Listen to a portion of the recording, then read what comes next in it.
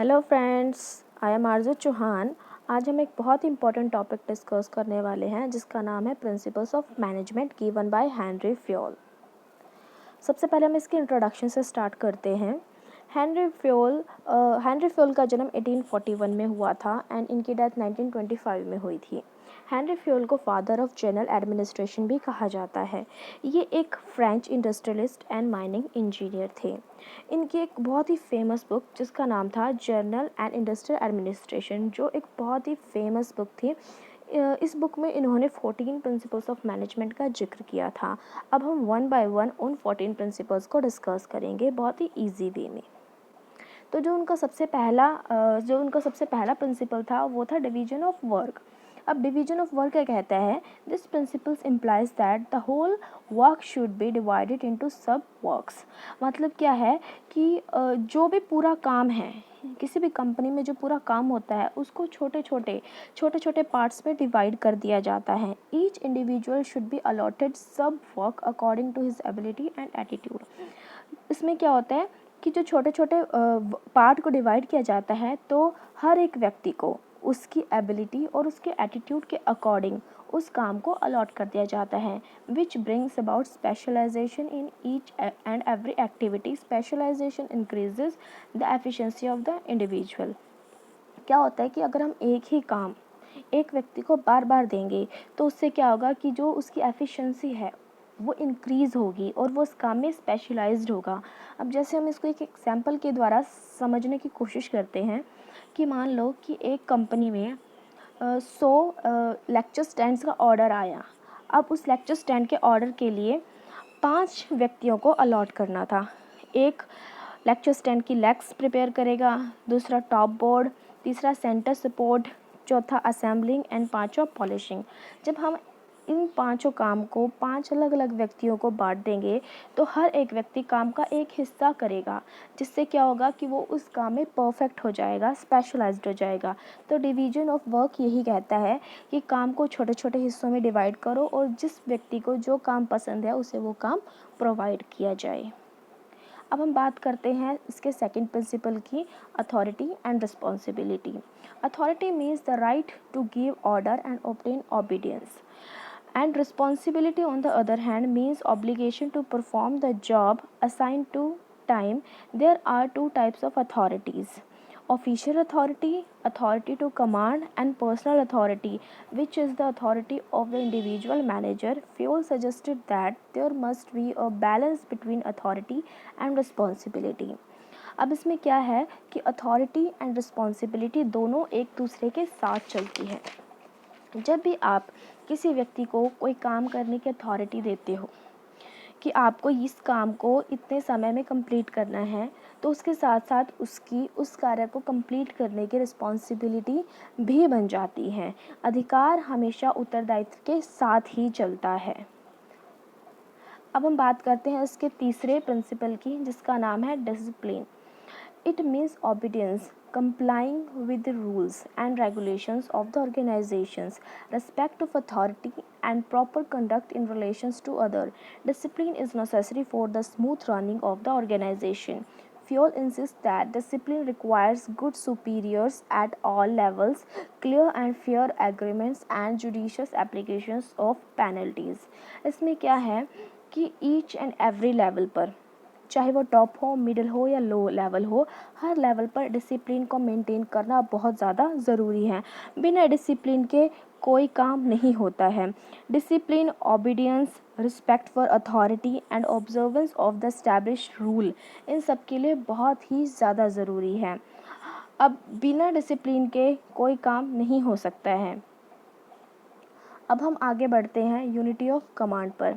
अब unity of command क्या कहता है? According to this principle, a subordinate should receive order and instructions from one boss only, and her should be accountable to him only.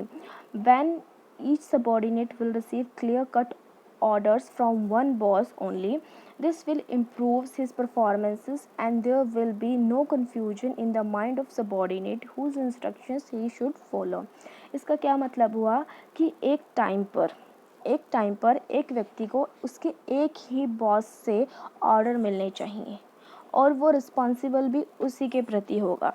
अगर एक time पे उसे एक से ज़्यादा बॉस को अगर रिपोर्ट करना पड़े तो वो कंफ्यूज हो जाएगा कि मैं सबसे पहले प्रायोरिटी किसको दूँ।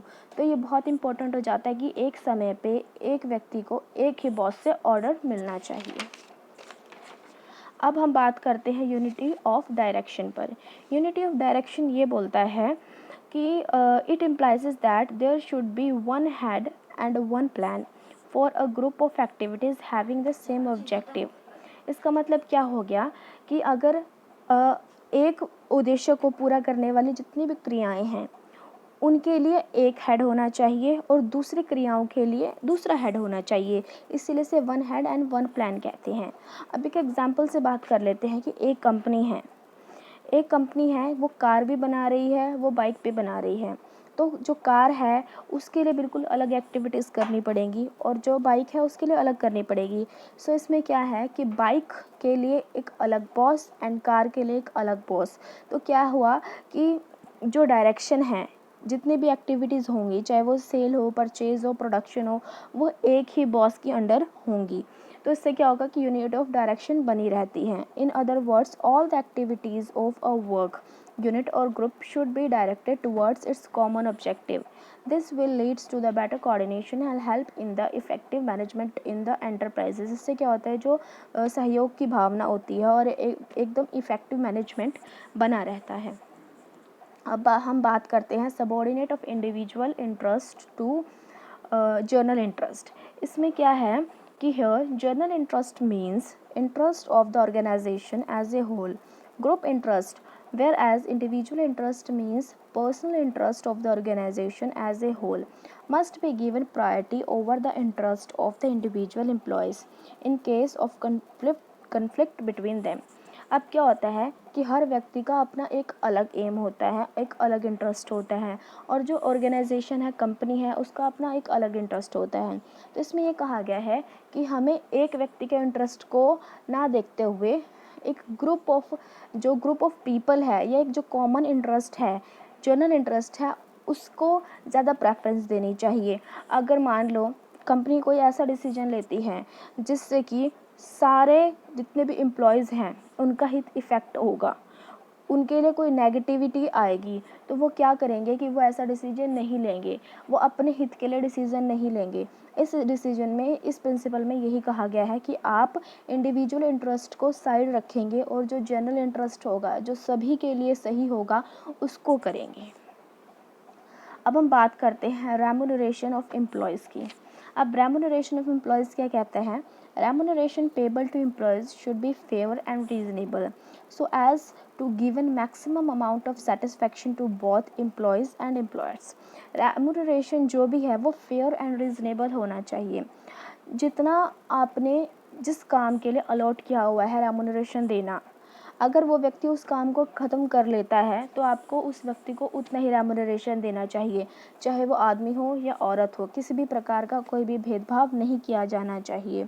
To be fair to the employees' wages should be determined on the basis of work assigned, cost of living, financial position of the business, and average wages rate for similar work in the industry. While basic wages may be paid fixed according to the work done, there should be provisions for allowances based on changes in cost of living. अब इसमें क्या बोला गया है कि जैसे जैसे cost of living बढ़ती है, जैसे मनी की परचेजिंग पावर कम होती जाती है, तो उसी हिसाब से हमें अपनी सैलरी को भी क्या करना चाहिए, एडजस्ट करना चाहिए। ऐसा नहीं है कि महंगाई दर तो बढ़ती जा रही है, आप सैलरी वही पुरानी दिए जा रहे हो, तो क्या है कि जो एम्प्लॉयज़ हैं वो बेचारे कॉप अप नहीं कर पाएंगे। तो सैलरी हमेशा हर चीज़ को ध्यान में रखकर, महंगाई दर को ध्यान में रखकर, हर चीज़ को ध्यान में रखकर सेट की जानी चाहिए। अगला आ जाता है सेंट्रलाइजेशन एंड डिसेंट्रलाइजेशंस। अब ये क्या कहता है कि everything which goes to increase the subordinates role in is called decentralisation. जो भी क्रियाएं या जो भी एक्टिविटीज़ सबऑर्डिनेट्स की जो सबऑर्डिनेट्स हैं उनके रोल को बढ़ाती है, उसको हम कहते हैं डिसेंट्रलाइजेशन।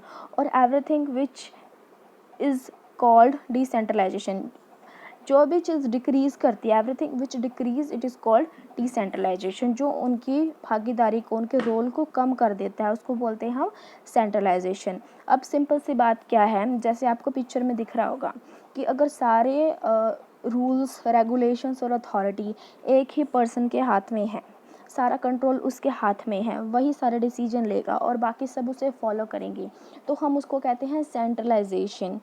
और जब दूसरे इमेज में आप देख रहे होंगे कि जब हर किसी को डिसीजन लेने का अधिकार है, रूल्स रेगुलेशंस बनाने का अधिकार है कंपनी में, तो उसे हम क्या कहते हैं, डिसेंट्रलाइजेशन। तो हम क्या कह सकते हैं कि in small organisation where the range of activities is generally small, greater centralisation is possible. अब कोई छोटी ऑर्गेनाइजेशन है जहाँ पर एक्टिविटीज़ भी बहुत कम है, ठीक है, लार्ज नंबर ऑफ प्रोडक्ट नहीं बनते हैं, ठीक है, तो वहाँ पे क्या है, हम सेंट्रलाइजेशन अप्रोच को यूज़ कर सकते हैं। But in large organisations the degree of centralisation should be less. अब एक बहुत बड़ी ऑर्गेनाइजेशन है जहाँ पर 2-3 तरह के प्रोडक्ट्स बनाए जाते हैं, बहुत सारी एक्टिविटीज़ की जाती हैं, तो वहाँ पर अगर एक ही बॉस होगा, वही डिसीजन लेगा और वही सब कुछ करेगा, तो ऐसा पॉसिबल नहीं होता है। इसके लिए हमें डिसेंट्रलाइजेशन अप्रोच को अपनाना पड़ता है कि सभी को अपने अपने हिस्से के काम अलॉट कर दिए जाएं और वो फिर उस काम के प्रति जिम्मेदार हो, रिस्पॉन्सिबल हो। अब हम बात करते हैं स्केलर चेन की। Scalar chain as the chain of superior ranging from the top management to the lowest. इसमें क्या है कि स्केलर चेन क्या होती है कि सुपीरियर लेवल से लोएस्ट लेवल तक जाती है। It serves as a chain of command as well as chain of communication. इसे हम command और chain of communication भी कहते हैं। According to this principle, there is a scalar chain of authority and communication which moves in a straight line from the superior most authority down to the lowest subordinate.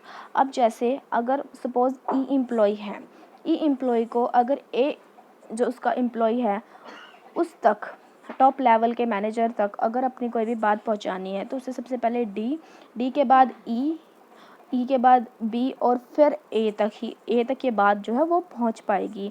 और अगर उसे S को बतानी है तो उसी तरह से ए के बाद पी के बाद क्यू के बाद आर और फिर एस तक पहुंचेगी। तो इसे हमें कहते हैं स्केलर चेन की सारी जो क्रियाएं हैं वो एक चेन में चलती हैं।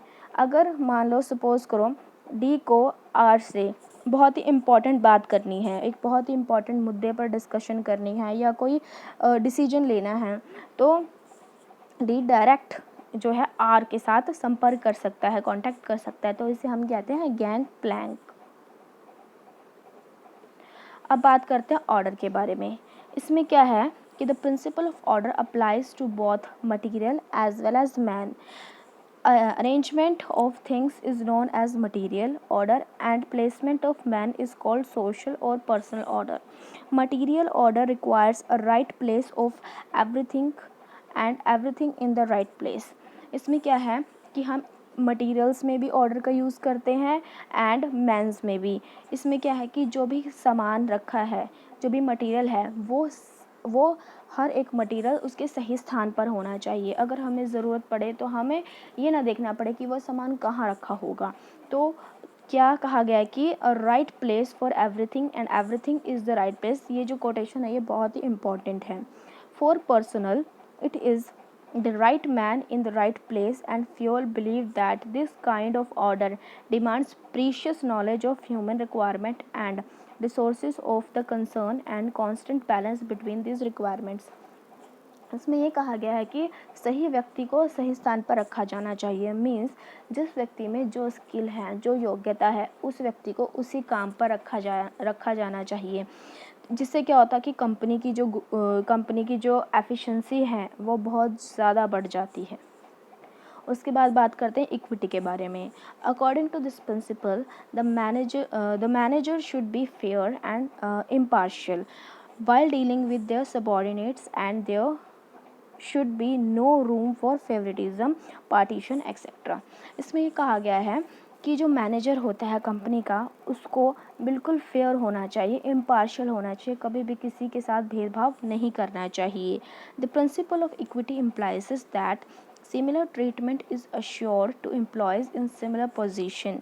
There should be no discrimination on the basis of sex, religion, caste, creed and colour. हमें किसी भी एम्प्लॉय के साथ किसी भी बेस पर, चाहे वो उसका रिलीजन हो, उसका कास्ट हो या कलर हो, किसी भी बेसिस पर हमें उसके साथ डिस्क्रिमिनेशन, भेदभाव नहीं करना चाहिए। Equity does not exclude either forcefulness or sternness. The principal emphasis kindliness and justice in behavior of manager towards the workers. Equity बस यही कहना चाहता है कि आपको किसी भी एम्प्लॉयज़ के साथ, चाहे वो किस भी तरह का हो, उसके साथ कोई भेदभाव नहीं करना चाहिए। हर एक व्यक्ति को समान अधिकार दिए जाने चाहिए। अब बात करते हैं स्टेबिलिटी ऑफ टेन्योर की। स्टेबिलिटी ऑफ टेन्योर ये कहता है कि according to these principles, employees should not be moved from their position frequently. Management should remove the feelings of insecurity of job from the minds of the personnel. The period of services in a position should be fixed. They should be given reasonable time to show results. If the job of a person is not secure, he will be on look out for the job elsewhere. He will lose interest in the work. अब इसमें क्या कहा गया है, जो stability of tenure है कि जैसे कोई व्यक्ति किसी काम पर है और वो परमानेंट नहीं है, तो उसे इस बात का डर लगा रहता है कि पता नहीं मुझे काम से कब निकाल दिया जाएगा, तो वो अपने काम पर फोकस नहीं कर पाता है। तो इसके लिए कंपनी क्या कर सकती है कि कंपनी अपने एम्प्लॉय को ये अश्योरेंस दे कि आपका जो ड्यूरेशन है, जो आपका जो यहाँ पे काम करने का समय है, ठीक है, आपको इतनी जल्दी नहीं निकाला जाएगा। आपको तरक्की करने के लिए और आपको अपनी परफॉर्मेंस देने के लिए पूरा समय दिया जाएगा। उनके मन से ये जो डर है, इनसिक्योरिटी है, इसको निकाल देना, यही जो है इस प्रिंसिपल का कहना है। ये बहुत ज़्यादा इम्पॉर्टेंट है। टू मच ट्रांसफ़र, शिफ्टिंग और promotion of employees will adversely affect the performance of the employees. अब अगर एम्प्लॉयज़ बार बार आएंगे जाएंगे तो क्या होता है, कंपनी का भी टाइम वेस्ट होता है, एम्प्लॉयज़ का भी टाइम वेस्ट होता है और काम जो है वो बहुत डिले हो जाता है। तो क्या है कि हमें लगातार ट्रांसफ़र या शिफ्टिंग नहीं करनी चाहिए। अब बात करते हैं इनिशिएटिव की। इनिशिएटिव क्या कहता है? Initiative implies freedom to propose and execute ideas, plan or new techniques of work. According to Fuel, employees should be encouraged to develop and carry out their plans for improvement. इसमें क्या कहा गया है कि हर व्यक्ति को इनिशिएट लेने का अधिकार है। ठीक है, हर व्यक्ति को फ्रीडम है कि वो उसके मन में जो भी आइडिया आ रहा है, जो भी प्लान आ रहा है, न्यू टेक्निक्स आ रही हैं, वो खुल के बोल सकता है। ठीक है, उसको इनकरेज करना चाहिए। यदि कोई व्यक्ति आगे आता है तो उसको इनकरेज करना चाहिए। उसने जो प्लान बताया है इम्प्रूवमेंट के लिए, उसको देखना चाहिए और उसको इम्प्लीमेंट करना चाहिए। नेक्स्ट है एस्प्रे डी क्रॉप्स। अब ये क्या कहता है? Spray de corps means union is strength. Spray de crops का मतलब ये है कि एकता में बल है। कि जब एक कंपनी है तो एक कंपनी में कोई एक व्यक्ति काम करने वाला नहीं होता है। एक कंपनी में हज़ारों लोग, हज़ारों वर्कर्स काम करते हैं। तो सबको मिलजुल कर एक यूनियन जो है वो क्रिएट करनी चाहिए। एक दूसरे के साथ मिलकर, एक दूसरे का हाथ पकड़कर काम करना चाहिए। Literally speaking, the phrase esprit de corps means the spirit of loyalty and devotion. एक वफादारी की भावना इसे कहा जाता है, which unites the members of group. Strength of a business enterprises lies in the cooperation and harmony of its worker. Divide and rule should be replaced by union and strength. Differences of opinion must be settled then and there. तो इसमें क्या कहा गया है कि हमें divide and rule जो formula अंग्रेज़ों ने अपनाया था उसको भूल जाना है, उसको रिप्लेस करके यूनियन इज स्ट्रेंथ जो फॉर्मूला है उसको अप्लाई करना है। सभी एक दूसरे के साथ मिलकर काम करेंगे तो ऑर्गेनाइजेशन तरक्की करेगा, सबका साथ होगा, सबका विकास होगा। तो क्या है कि हमें मिलजुल कर काम करना चाहिए। तो ये थे 14 principles of management. I hope आपको समझ में आया होगा। मैंने बहुत इजी तरीके से कोशिश की थी समझाने की। So thank you so much. मिलते हैं नेक्स्ट वीडियो में।